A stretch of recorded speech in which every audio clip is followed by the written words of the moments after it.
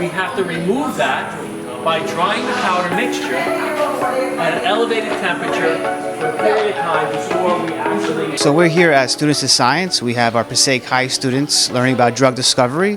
It's great to see students explore, learn outside the classroom. Here in this great facility, they're learning about hands-on lab experiences, for example, gas chromatography, HPLC, things of this nature to kind of push them to the next level, inspire them, motivate them to love science and STEM.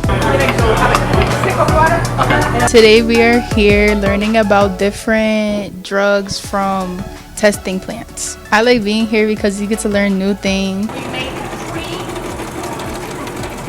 I'm doing pretty well right now, having a pretty good experience. We're learning about gas chromatograph. We learned the heterogeneous solutions. I found like the clear salting pretty cool. We could see like how our medicine that we ingest is made. Like I never knew like this type of stuff existed until I came here.